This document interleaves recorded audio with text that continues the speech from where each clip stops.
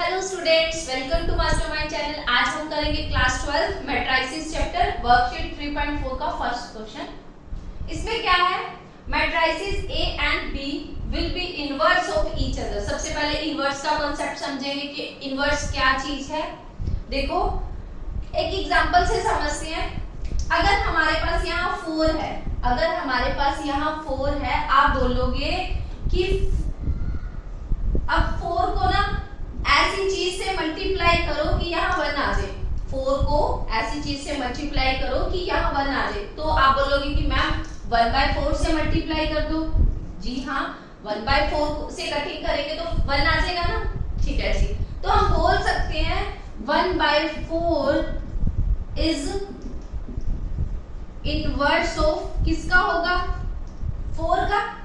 ठीक है, ऐसे लिखेंगे 1/4 इज इनवर्स ऑफ 4। तो हम लिख सकते हैं 4 के में इनवर्स लिखा, इनवर्स का साइन यही होता है।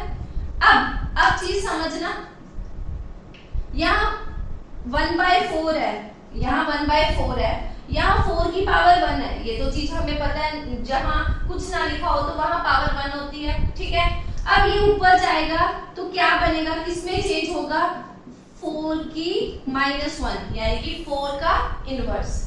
ठीक है, तो अब यहाँ 4 इनवर्स है, 4 इनवर्स लिखा है तो हम लिख सकते हैं यहाँ 1/4।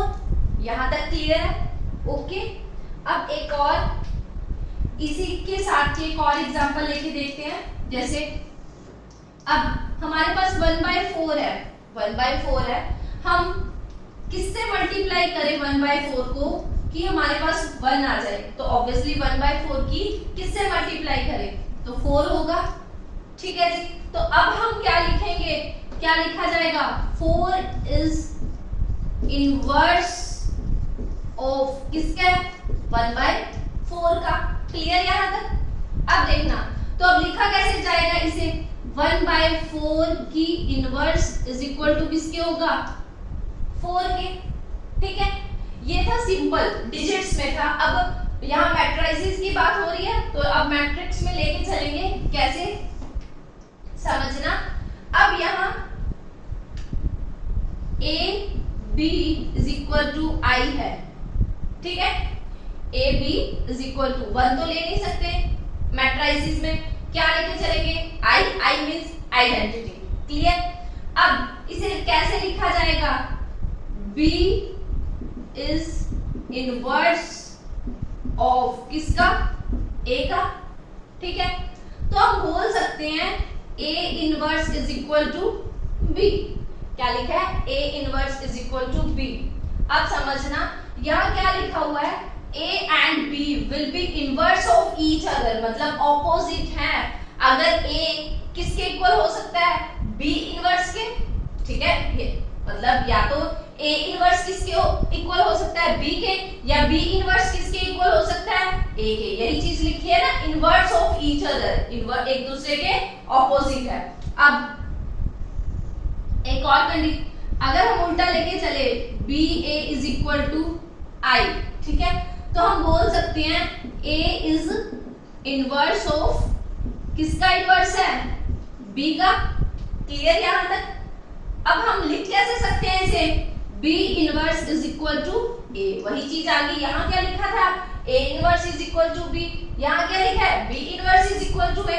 वही चीज आ गई, a and b will be inverse of each other, opposite है। अब चीज को समझना, यहाँ कंडीशन 1 है, यहाँ कंडीशन 2 है।